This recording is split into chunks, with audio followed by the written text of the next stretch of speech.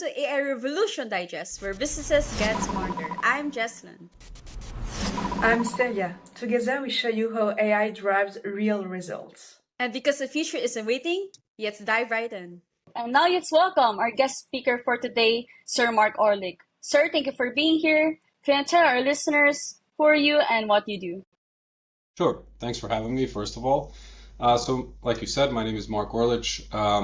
I actually grew up in New York, moved to Germany about 15 years ago with PwC, and have been a consultant there for, about 17 years.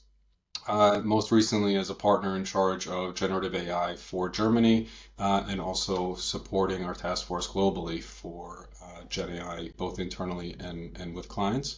But I'm recently taking a break from that position to focus on startup investments here in Europe, invest in almost 10 companies here in Europe, one in the US. So I now put a lot of energy into supporting. In LinkedIn, there's a lot of fear mongering saying that AI is going to disrupt the consulting industry, because what most people believe is consultants, all they do is sit around in their desk just creating slides. But now we have a lot of AI tools that can help us do that. So what role does AI play in consulting? That's one. And another one would be, what's the one thing you would say a lot of people have a mistake when thinking about AI in consulting? Yeah, I mean, obviously it's a legitimate fear. So anywhere you look on the internet, you see both sides of that argument. I think, as with many cases, we should look to the past to find some sort of relation, right? So you could have said the same thing about Excel and auditing, right? That now Excel is going to eliminate the need for auditors because it can tie out numbers, it can search into the accounts and so forth. Obviously, that wasn't the case. And the case with much technology, if you look at those companies that are most aggressive with their investments into the technology, the result is that they're more successful in their fields, resulting in the need for even more people so they can grab more market share, right? So the key is to be aggressive in this space because it is going to be a disruptive technology. And the question is which side of that disruption you would like to be on. Looking further, right? So what this means for the industry. I think, again, we should look at what is it that consultants do? Not what do they produce, but what do they do? And I think what people fail to appreciate about consulting is the breadth of knowledge that they have, not only across industries, but also the depth of knowledge that they have within industries. And that only comes through the work, right? You can't just learn that through 1 year on the job. That comes through years and decades of experience within those industries, seeing the trends that have come before and how they played out, and using that as some sort of tangent to what's going to happen in the future, right? Now, the output may very well be PowerPoint slides, right? But the PowerPoint slides are meant to just capture that knowledge, that strategic input, or that information that they're trying to convey to their client, right? More to document what the advice is, as opposed to being the end-all be-all of that advice. So I think it's actually a healthy exercise now to review. You can do this as a human being as well, to review yourself as, well, what kind of person do I want to be, and do my actions reflect that? Look at that from a consulting perspective.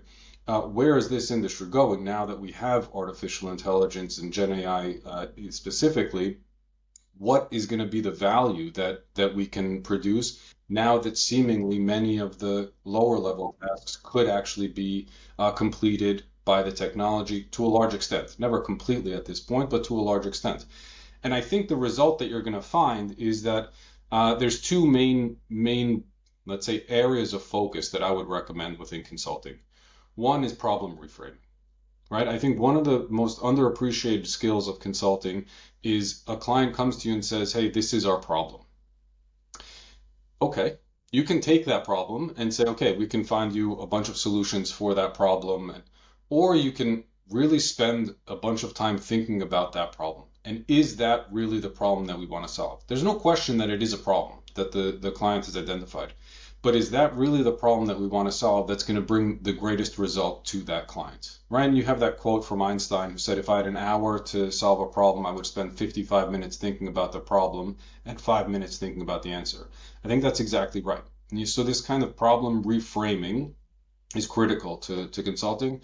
And I think still Gen AI is going to have trouble with that. The second point is storytelling, how do you convince people of the need for change? Right? People will only change when the pain of staying the same becomes greater than the perceived pain of changing. Where if I keep doing what I'm doing, it's going to be more painful than I think it will be to change. And now coming to them with a convincing story so that they understand the benefits of that change and the steps that are going to be needed to get there to kind of reduce that fear. And those steps might also include addressing people's fear of being replaced by technology.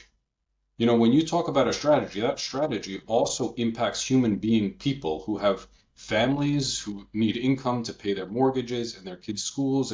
So, I mean, we're not talking about numbers. We're talking about human lives.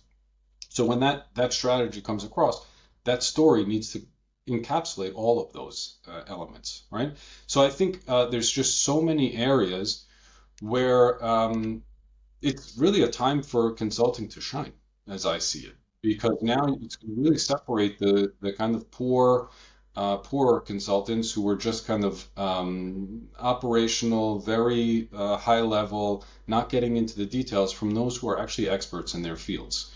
Because the others will be filtered out by the use of technology. One of the last things I've heard was about problem solving.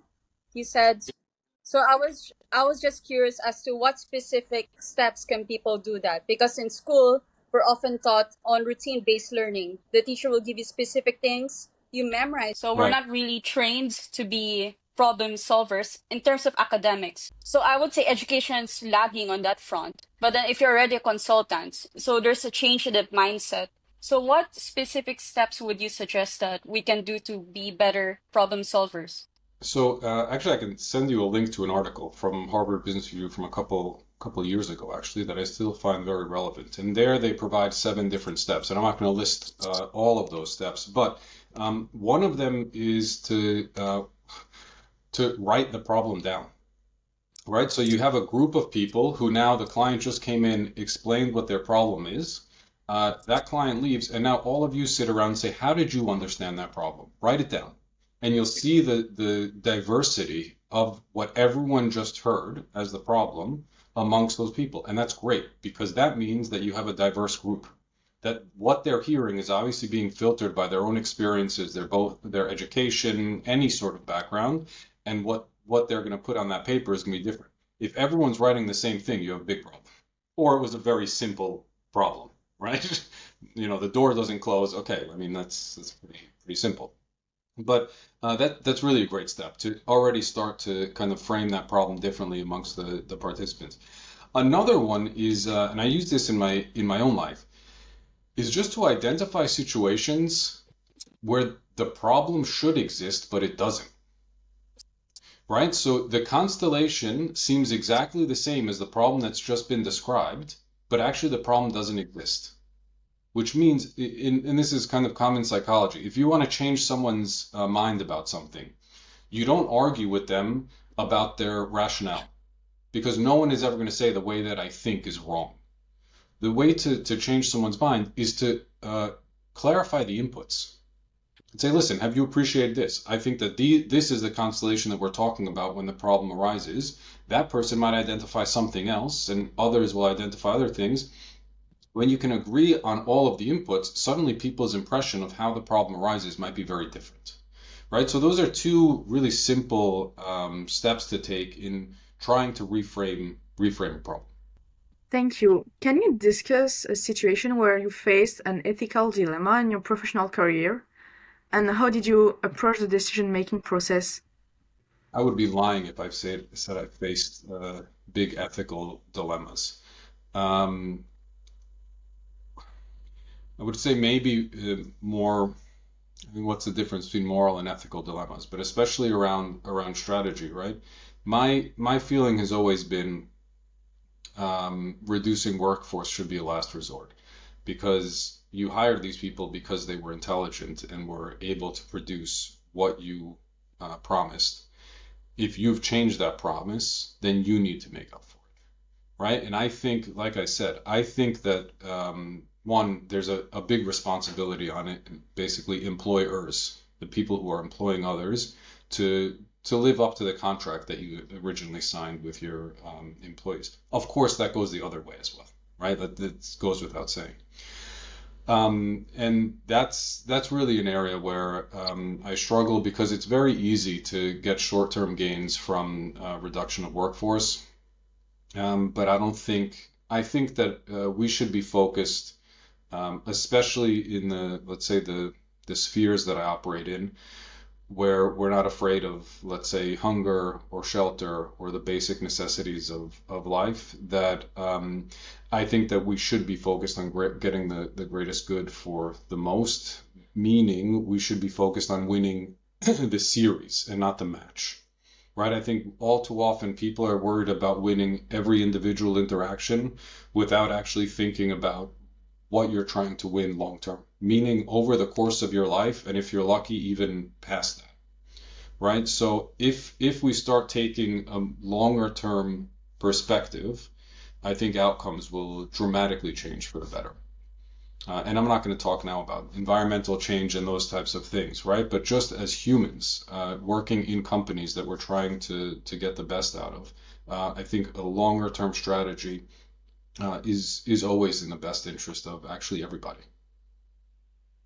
I totally agree. And I think it's very difficult as a student to think in the long term because every time we have quizzes, we always believe that, oh my God, this is that one test that's going to decide my GPA, and my GPA will decide which job I'm going to get and everything. So, from your own experience, do grades, I'm just curious, like, of course, our universities would say, yes, Justin, grades matters and all. So, for you, as someone who's in consulting for the longest time, what do you think should be a good measure of success? Look, I mean, there's actually research that shows that your grades in university are less of an indicator of your success at a future employer than your grades in high school, right? Because those are more formative years than when you're older. I think nonetheless, right? What are grades? Grades are a reflection of the effort that you're putting in, right? I think there is a certain level, of course, there's a certain level of just genetic intelligence that each individual person has, and some people have more and some people have less. Yeah, I mean, I could study for the next 150 years and I don't think I'll reach the intelligence of Elon Musk, right? Just his pure intelligence. That said, for, let's say, under the bell curve, I would say grades are just a good indicator of your persistence, your commitment to the subject matter, and might be a reflection of your lack of interest in certain subject matter, right? So it's good to reflect on those things to say, hey, look at your kind of transcript and say, well, I see that I'm doing very well in these, let's say, science, math, physics, whatever it might be, but around the arts, I'm not really doing very well. Now, are you a person that wants to know more about the arts and think that that's going to provide value to your life, which it certainly will, then that's someplace to focus on. Or you're just going to appreciate the fact, listen, I think that's a nice hobby, but for me, for my life, I think these core skills up top are the ones that I really should need to focus on, and I'm willing to allow those others to suffer. And look, I'm not saying also when you're 20, one, you don't have to have it all figured out, right? I mean, I've done within the same firm, I've done so many drastically different jobs.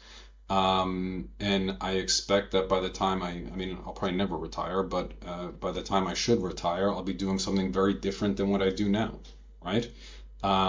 So don't get stuck in the fact we live in a very different age than even our parents, your parents, my parents, or even grandparents, whereby back then it was really like, okay, you go to university, you learn something, that knowledge is gonna last you until retirement, right?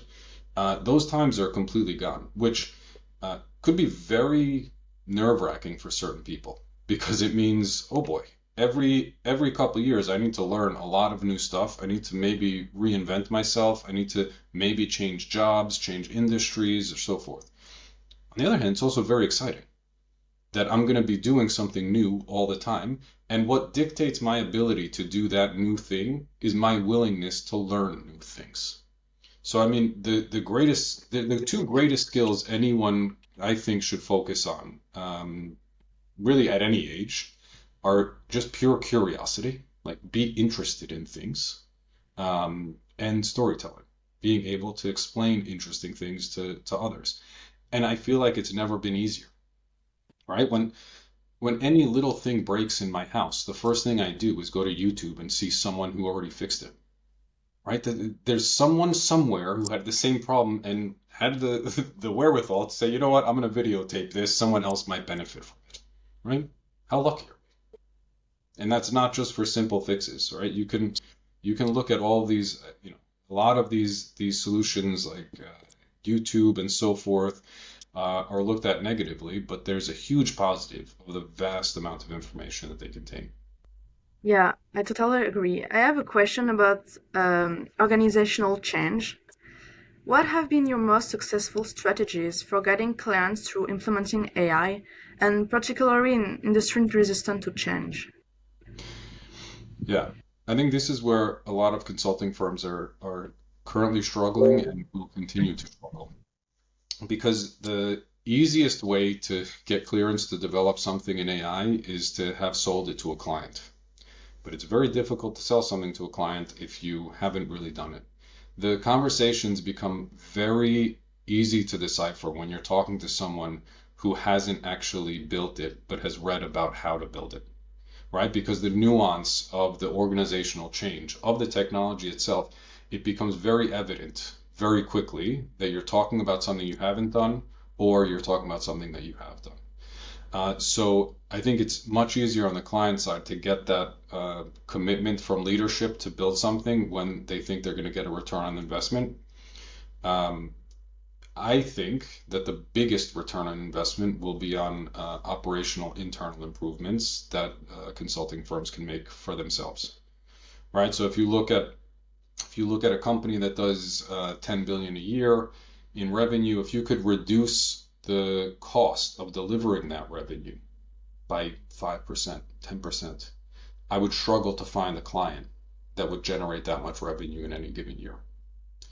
But the storytelling that's required to convince leadership to invest existing money from profits into something that's going to be internal, that ultimately is complicated, right? It's complex because it's going to involve a number of people. You're going to need to have their commitment. And going back to what I discussed before, there's a legitimate fear of people that this technology will replace me, right? And I would argue, of course, that the technology is not going to replace you, but someone who knows how to use the technology is going to replace you. But still, there's this fear that I'm going to train something that ultimately is going to take over my role. And if you're not curious about what your next role is, you're going to struggle. So part of that discussion isn't going to be just to say, hey, we're going to do this because it's going to be in the best interest of the company, right? It's also going to be in your best interest, because when you're not doing this, I have this vision of what you're going to be doing, and it's going to be much greater, right? And that at the individual level is, when you're talking about large organizations, there's only so many people you can talk to intimately like that to explain that vision you have for them. So obviously that takes a long time and a huge amount of trust. So those are the big challenges I see around these, let's say, operational improvements, or everyone's calling it transformation within the organization. I would just comment, a while ago you said that as a consultant, cutting people off or laying people off is your last resort, which is nice, because I remember there was a consultant that went to our school, and he would say that a lot of people have a negative view of consultants, that once they see a consultant come into their firm, they automatically believe that someone's going to be laid off. So yes, I totally agree when you said that people who know how to use the technology would survive, of course, but there always comes a point where there's people who don't want to change, and as a last resort, you would need to lay them off. No matter amount of training that you would try, no matter amount of talking, they just resist to change. So of course, as an organization, you will need to let them go. It's one of the hard decisions. So my question would be, in relation to storytelling, how do you deliver bad news? Yeah, but then I go back to the contract, right? So the contract as the employer is that I'm going to give you the opportunity to be successful here. In order to, look, an opportunity looks like an opportunity to me and may look like a huge problem to you, right? You see this disruption as being, oh no, consulting is completely disrupted and it's going to be impossible for me to get a job. Others look at it and say, oh boy, consulting is going to be completely disrupted and I'm right at the starting point of it. I'm going to be right at the tip here to get into a completely new world of consulting.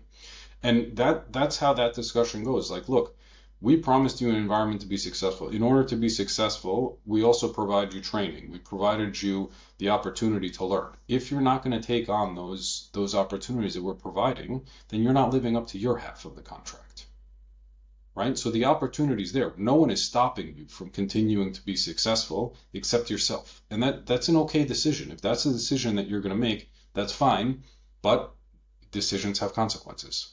Yeah, but how do you assess that they're ready to change? Like I said, when you convince people that the pain of staying the same is greater than the pain of change, then they're going to be very willing to change. And that could be mathematical, right? To show, look, it could be exactly, Justin, what you just described. It could be to say, look, we have 10 people in our group. If we don't reduce or improve our efficiency and reduce our cost by 10% in the next year, we're going to have to lay off one of the people in this group. One of our friends, we're going to have to lay off, right? That's going to be a kind of wake-up call to people to say, okay, if I look to my left and look to my right and I say, I really like working with these people, or at myself and say, I like working here, right? That's going to be a wake-up call to say, listen, now the pain of not changing has become greater than the perceived pain of that change. I think you made a very important point that success really depends on yourself. I think it's very easy to blame circumstances. It's very easy to say, blame other people or your circumstances now as to why you're failing. But I think what's the important thing, you said that organizations don't want you to lay you off because it's actually more costly to lay people off because you need to pay for advertisement, you need to retrain someone new to replace the job that you've done. So I totally agree. So I'm just curious as to reflecting on your career, what are some key areas that you've sought personal growth and how have this effort impacted your leadership style? Well, first, I just want to say, success is not a defined term. And I think a lot of people make that mistake, is to think that someone else is going to define what success is. Whether that be wealth, whether that be status, whether each individual person needs to define success for themselves. And it took me a long time to realize that. Because if you're allowing other people to define what success is for you, you will never be successful. And you'll never have any sort of, I don't want to say inner peace, but it really is, right? You will never be content. I know I have friends who were working at specific firms and they got to a level where they just couldn't go anymore, right? They might have been partners already, but they couldn't go anymore. And they realized that their problem was that they defined success in relation to that company. That my definition of success is being successful at that company. And they leave and go to a different company where they're welcomed and they're seen for all of their knowledge and skill, and then they're wildly successful. And the time it took for them to make that click was very long. So I guess the point is just make sure that you're defining success over things that you can control, right? And honestly, lose interest in other people's definition of what they think success is for you. So that's important. But that was, I would say, one of my big learnings, right? Is to say that success is either defined within the kind of confines of a specific company or within the eyes of someone else. And that could be, a spouse. It could be your parents. It could be whomever, right? I'm not saying don't listen to the advice that your parents are giving or your spouse, because they're the ones that are going to be most honest with you. But at the same time, don't let them define your success. If you have multiple clients in the same industry, how do you navigate conflict of interest when advising a competing firm on AI strategies, if these strategies have competitive advantages? Yeah, I mean, it's a very good question, but I think in practice, the objectives of each of these firms, even within the same industry, are going to be defined differently. So the strategy of one may coincide with the recommendation to another. Obviously, you're never going to share any information about the two companies, right? You could do industry benchmarks, you could do, right? But the goal that they've set for themselves, the objectives that they've set, even if the objective is, like I mentioned before, cost reduction, it's going to be defined in different areas with different methods, right? So it's very unlikely that because think about it, if you had two companies that wanted exactly the same thing, they probably have exactly the same approach to everything and they probably should have merged years ago, right? Or one of them wouldn't exist because they're operating in exactly the same markets with the same leadership, with the same, right? So it's a very unlikely constellation that they would have exactly the same challenges and objectives that they're asking for support on kind of defining and executing.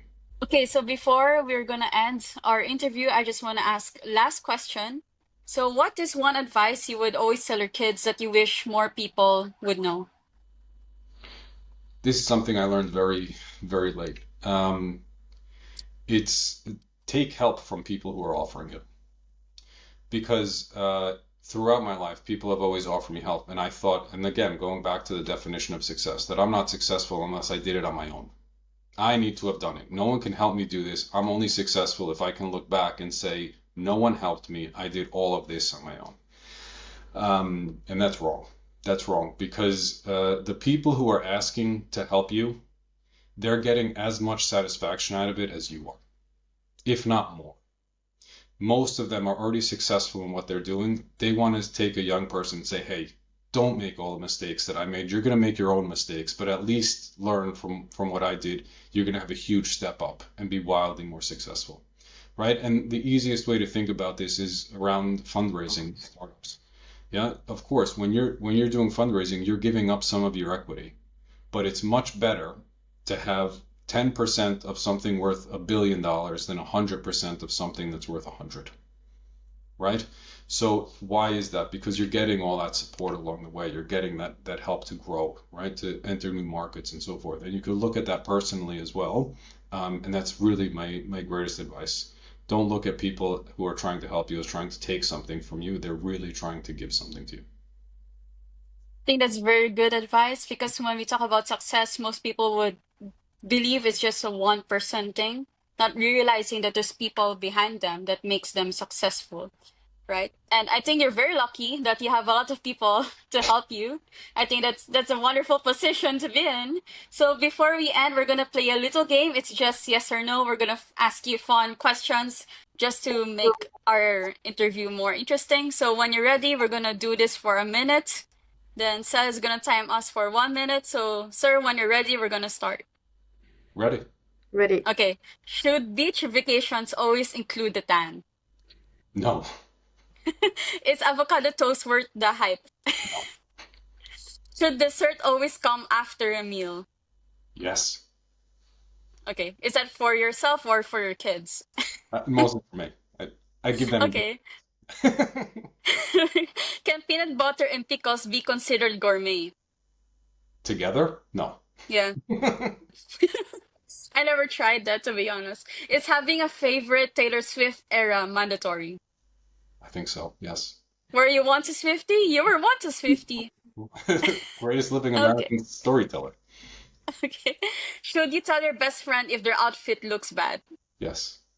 Should you tell your wife if her outfit looks bad? Yes. Okay. Can soup be a main course? Yes. Is it okay not to like Taylor Swift? Should ice cream cones be banned for being messy? No. Time's Can up. brunch trip? Okay, time's up. Thank you everyone for listening. I hope you enjoyed our game. So, sir, before we go, what are you working on at the moment? So actually, I'm working on a book. So I'm just kicking that off, and hopefully I have it published. I mean, I think I'm being a little naive on how much effort it's going to be, but hopefully by the summer it'll be out and ready. Yeah, so you can follow on LinkedIn. I'll probably publish updates there. And if anyone wants to get in touch with me, obviously LinkedIn is the easiest way, I would say. Can I ask what the book will be about? Yeah, it started out. I find it very difficult for young people to be successful given the current kind of socioeconomic environment. And I think there's some changes that need to happen politically, but also within our communities to make it easier for young people to have the advantages that their parents had. And I think it's really, really straightforward things that just require my generation and even the generation older to give up a little bit. And I think that's fair. Is this like an international thing, or you're focused more on the American or Europe? No, right now I'm focused on Germany. Hmm. The plan would be to expand it out to let's say EU or even other specific countries within Europe. So the first version will be in German, I suppose. That's right. Okay, it's gonna be in German, then I'm gonna wait for the English version then. It's written in English. We'll translate it into German. Okay. Thank you everyone for listening, and I hope to see you again. Thank you. Goodbye.